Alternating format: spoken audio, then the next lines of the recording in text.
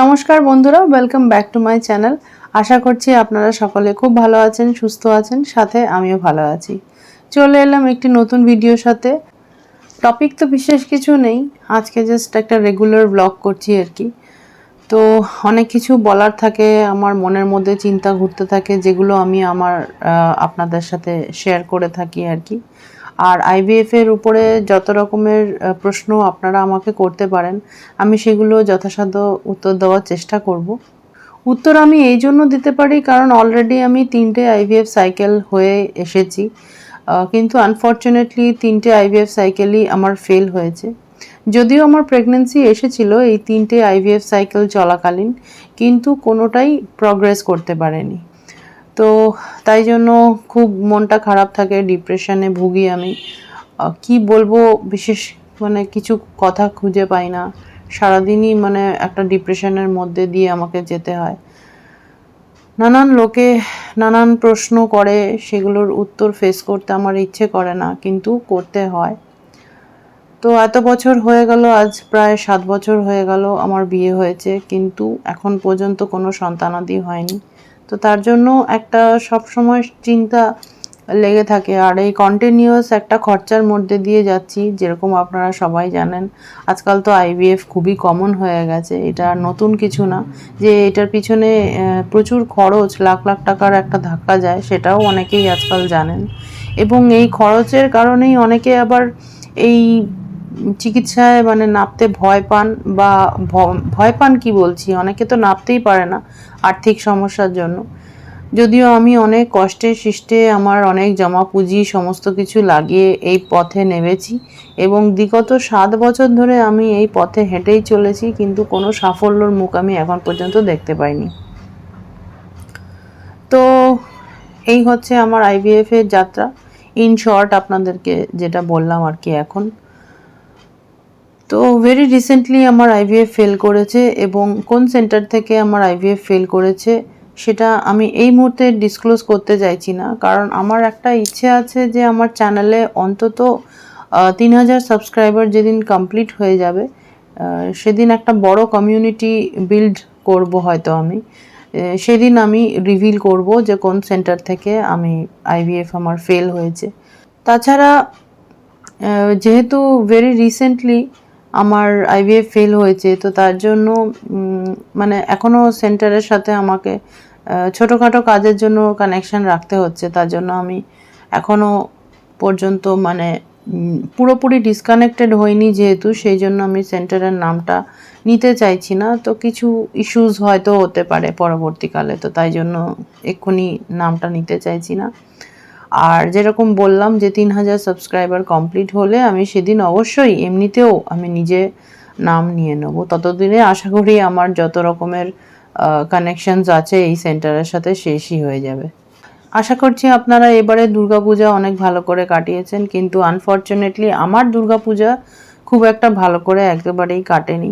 এটা 2024 সালের দুর্গাপুজো। এই নিয়ে কত দুর্গাপুজো চলে গেল 7 বছর ধরে। প্রত্যেক বছরই আমি ভাবি যে এই বছর হয়তো পুজোর সময় একটা খুশির খবর থাকবে, বা কিছু একটা ভালো কিছু নিউজ পাবো, আসবে, কিন্তু কোনোবারই কিছু হয় না। তো এই করতে করতে তো আমার বিয়ের টাইমে তো আমার বাবা ছিলেন, মা আমার আগের থেকেই ছিলেন না, উনি 2016 সালে চলে গেছিলেন আমাদের ছেড়ে। তো বাবা ছিলেন, তো বাবা থাকাকালীন 2017 সালে আমার বিয়ে হয়। তারপরে ওই যে যুদ্ধ শুরু আমার 2017 সাল থেকে চলছে এখনও, সেটা 23শে অক্টোবর 2024 এই সময়টায় আমার থার্ড আইভিএফ এর লাস্ট ট্রান্সফার হলো, যেটা কিনা ফেলই হলো, কোনো কিছু লাভ হলো না, এটাও আমার ফেলই হলো। আর এইবারে তো মোটামুটি আমি জানতাম, আমার মনে মনে জানি না কেন একটা ভিতর থেকে হয় না, ইনস্টিংক্ট একটা কাজ করে, সেটাই হয়েছিল আমার, যে এইবারে মনে হয় আমার ট্রান্সফার সাকসেসফুল হবে না, এমব্রায়ো ট্রান্সফার আর কি। তো যেরকম মনে মনে ভাবছিলাম ঠিক সেরকমই হলো, কিছুই হলো না। কিন্তু তার আগের যে ট্রান্সফারটা হয়েছিল, এমব্রায়ো ট্রান্সফার, মনে হয় ফেব্রুয়ারি মাসে আমার হয়েছিল আর কি, 2024 সালের ফেব্রুয়ারি মাসে আমার থার্ড সাইকেলের ফার্স্ট এমব্রিও ট্রান্সফার হয়েছিল, সেটা আমার আবার সাকসেসফুল হয়েও হয়নি, কারণ পজিটিভ এসেছিল টেস্ট, প্রেগনেন্সি টেস্ট কিটে দেখেছিলাম পজিটিভ রেজাল্ট এসছে, কিন্তু সেটা হলে তো হবে না, কারণ ওটা বিটা এইচসিজি যখন আমার পরীক্ষা করা হলো 13 তারিখের মাথায়, তার ওটা বিটা এইচসিজি টেস্ট করা হলো 13 মার্চে, তখন রেজাল্ট তো নেগেটিভই এলো। কারণ যেরকম আপনারা হয়তো জানেন, বা যারা জানেন না তাদের জন্য বলে দিচ্ছি, যে বিটা এইচজি সবসময় 5-এর উপরে আসলে তাহলেই পজিটিভ ধরা হয়, কিন্তু শুধু পজিটিভ হলেই হয় না, সেটা একটা হেলদি প্রেগনেন্সি কিনা, সেটা প্রগ্রেস করবে কিনা সেটার উপরেও নির্ভর করে। তো সেইটা আমার হয়নি, কারণ বিটা এইচসিজি তখন আমার এসেছিল 11। তো just 11 is not a healthy pregnancy, কারণ ওটা কোনো প্রেগনেন্সিতে ধরাই হয় না, ওটা অ্যাকচুয়ালি বায়োকেমিক্যাল প্রেগনেন্সিতে কনভার্ট হয়ে গেছিলো। তো বায়োকেমিক্যাল প্রেগনেন্সি হলে পরে ওটাকে প্রেগনেন্সি বলে ধরা হয় না, কারণ ওটা বিটা এইচসিজি নাম্বারটা আস্তে আস্তে আস্তে আস্তে ড্রপ করে যায়। তো ড্রপ করলেই জিনিসটা মানে নষ্ট হয়ে গেল আর কি, মানে ওটা এগোয়, ওটা কোনো ভালো প্রেগনেন্সি না আর কি। তো সেটাই হলো, কিন্তু ওই সময়টা একটা পুরো বডিতে কিন্তু পুরো প্রেগনেন্সির একটা পুরো সিমটমস চলতে থাকে। তো আপনাদের হয়তো জানা আছে, যাদের বায়োকেমিক্যাল প্রেগনেন্সি হয়তো প্রিভিয়াসলি যদি কারোর হয়ে থাকে তাদের হয়তো জানা আছে আমারই মতন, এবং আমার এই নিয়ে তিনটের বেশি বায়োকেমিক্যাল প্রেগনেন্সি হয়ে গেছে। এবার বুঝতে পারছি না, ডাক্তারও কোনো কিছু বলছেন না যে কেন আমার বায়োকেমিক্যাল প্রেগনেন্সি আসছে, তার কেন কারণ বা কিছু, বা এত বছর ধরে যে একটা রিজন কিছু দেওয়া, সেটাও বলতে পারছেন না। কারণ যখনই আমি ডাক্তারকে জিজ্ঞেস করছি যে আমার এরকম মানে প্রেগনেন্সি, প্রথম কথা তো আসে না, আর এলেও সেটা বায়োকেমিক্যাল প্রেগনেন্সি দেখা যায়, এরকম কেন হচ্ছে, তো তখন ডক্টর আমাকে বলল যে আমার হায়ার ম্যাটার্নাল এজ, মানে আমার এজ অনেকটুকু হয়ে গেছে, আমি 40+, তো তাই জন্য পুরো প্রেগনেন্সি ভালোভাবে আসছে না। আর আরেকটা হচ্ছে যে খাতায় তো লিখেই দিয়েছে, এটার নাম হচ্ছে আনএক্সপ্লেইনড ইনফার্টিলিটি, যেটার জন্য আমি 7 বছর ধরে ভুগছি, এবং যা বুঝতে পারছি আমার আশার আর কোনো আলো নেই, খুবই ভেঙে পড়েছি, যার জন্য খুবই ডিপ্রেশনে থাকি সারাক্ষণ আমি, তো মন টন কিছুই ভালো লাগে না। তো এই হচ্ছে কথা, এবং আপনারা আমাকে মনোবল দেবেন, কমেন্ট সেকশানে লিখে আমাকে দয়া করে মনোবল দেবেন। জানি না আমি যেটাই সামনের দিনে আসতে চলেছে, তো সেটা আমার কতটুকু ভালো হবে কি হবে জানি না। যদিও 3টে আইভিএফ সাইকেল আমার ফেল হয়েছে ঠিকই, তো এখন একটা চিন্তায় আছি যে কি করব কি না করব, কোথা থেকে নেক্সট সাইকেল করাবো নাকি করাবোই না, সেটাও একটা চিন্তার মধ্যে রয়েছি। তো ইচ্ছে তো দেখুন ডেফিনেটলি আছে, মানুষের তো মানে শেষ দিন পর্যন্ত ইচ্ছে থাকে যে না একটা প্রেগনেন্সি আসুক, একটা সন্তানাদি হোক, সেটা তো সবারই ইচ্ছে হয়, কিন্তু সেটা ইচ্ছে হলেই তো হবে না, কতটুকু সাকসেসফুল হবে না হবে সেটার উপরে ব্যাপার আছে। আর আমার তো বিশেষ করে আমার তো এতটা বয়স হয়ে গেছে, আমি 40+, আমি তো যে ভাবনা ছেড়েই দিয়েছি। বাট অনেকে আবার দেখেছি, মানে ক্লিনিকে যখন যাই, সে 40+ মহিলাদেরকে আমি প্রেগনেন্সিতেই দেখেছি। তো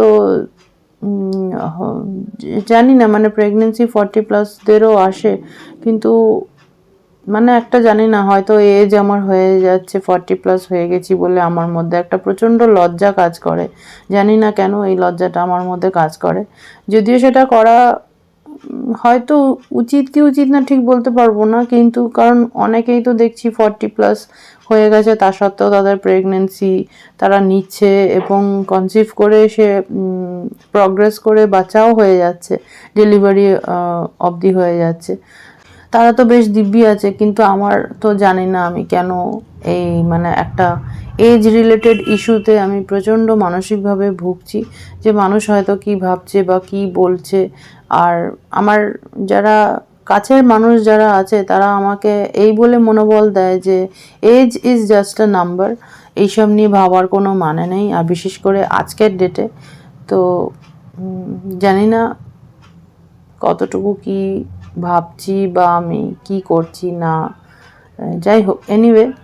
তো রিসেন্টলি আমি একটা ভিডিও দিয়েছিলাম, আপনারা হয়তো দেখেছেন, এসএসকেএম হসপিটালে, মানে পিজি হাসপাতাল যেটা আমরা সবাই পপুলারলি জানি ওই নামে, যে ওখানে আইভিএফ শুরু হয়েছে। আমি নিউজে দেখছিলাম যে ওখানে আইভিএফ করা শুরু হয়েছে। মঙ্গল আর বৃহস্পতিবার মোস্ট প্রবাবলি সেখানে বসে, সেন্টারটি খোলা হয় আর কি। তো অনেক, মানে 3000-এর উপর বুকিং হয়ে গেছে। কালকেই নিউজেও দেখছিলাম, আবারও দেখেছি 3000 মতন বুকিং হয়ে গেছে। আর তার মধ্যে তো যেগুলো প্রসিড করে দেওয়া হয়েছে অলরেডি, সেগুলোর মধ্যে তো অলরেডি 35 জন মহিলা সাকসেসফুল প্রেগনেন্সি এসেছে তাদের, এবং সেটা ডেলিভারি অবধি হয়েছে কিনা সেটা বলতে পারবো না, বাট দেখলাম নিউজে যে 35 জনের প্রেগনেন্সি এসেছে থ্রু আইভিএফ, এসএসকেএম হসপিটাল পিজিতে আর কি। তো মাঝখানে ভেবেছিলাম যে হাজব্যান্ডের সাথে আলোচনা করেছিলাম যে যাব নাকি ওখানে, তো গেলে কি ভালো হবে নাকি।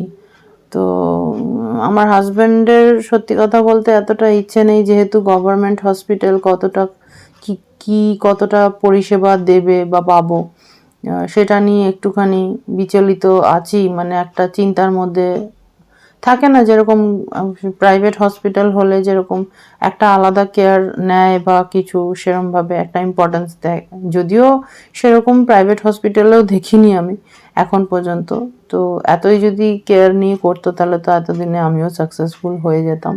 সো গভর্নমেন্ট হসপিটাল বলে এর কোনো মানে নেই যে সেখানে চিকিৎসায় কোনো কম্প্রোমাইজ হয়। চিকিৎসায় কোনো কম্প্রোমাইজ হয় না, কিন্তু যেটা হয় ইউজুয়ালি গভর্নমেন্ট হসপিটালে সেটা হচ্ছে যে মানে একটা কেয়ারের অভাব হয়। মানে অনেকক্ষণ টাইম ধরে বসে থাকা, বিশাল লাইন, সেই টিকিট নিয়ে ওখানে বসে থাকতে হবে এবং বিশাল লাইনের পরে হয়তো আমার নাম্বার আসবে, এইরকম একটা ব্যাপার থাকে গভর্নমেন্ট হসপিটালে। যেহেতু সব কিছুই ফ্রিতে, তাই জন্য হয়তো এরকম একটা পরিষেবা আমাদেরকে দেখতে হয়। তো যদিও সেটাও ঠিকই আছে, কোয়াইট আন্ডারস্ট্যান্ডেবল, কারণ এটা তো সরকারি জায়গা, মানে তো নিজের মনের মতন সব কিছু তো পাওয়া অবভিয়াসলি যাবে না। তো এই হচ্ছে ব্যাপার। তো সেই জন্যই চিন্তা ভাবনা করেও জানি না এখন পর্যন্ত, সেই কারণেই পিজিতে আমি যাইনি, মানে এসএসকেএমে যাইনি। এবার মাথার মধ্যে অনেকের সাথে কথা হয়েছে আমার, তো অনেকেই বলল যে ডক্টর অভিষেক দাগা বলে একজন আছেন, উনি আইভিএফ স্পেশালিস্ট, তো উনি ওনার কাছে দেখাতে বলেছে আমাকে, অনেকেই রেকমেন্ড করছে। তো এখন পর্যন্ত মাথায় জানি না, মানে এইটাই রয়েছে যে ওনার কাছে যাব। উনি গাইনি কেয়ার ফার্টিলিটি সেন্টার একটা ওনার রয়েছে, শুনেছি রবীন্দ্র সরোবরের কাছাকাছি কোথাও একটা। তো সেখানে যাওয়ার ইচ্ছে আছে আগামী দিনে। জানি না আলটিমেটলি যেতে পারবো কিনা, মানে যাওয়া হবে কি হবে না, কীরকম প্ল্যানিং হয় আগামী দিনে বলতে পারছি না, বাট যেটাই হবে আমার প্ল্যানিংয়ে আমি আপনাদেরকে আমার এই চ্যানেলের মাধ্যমে আপনাদেরকে অবশ্যই জানাবো। তাহলে বন্ধুরা, আজকে ভিডিওটা এখানেই শেষ করছি, আর বেশি বড় করব না। দেখা হচ্ছে আবার আগামীকাল নেক্সট আবার একটি নতুন ভিডিওর সাথে। সবাই খুব ভালো থাকবেন, সুস্থ থাকবেন। নমস্কার।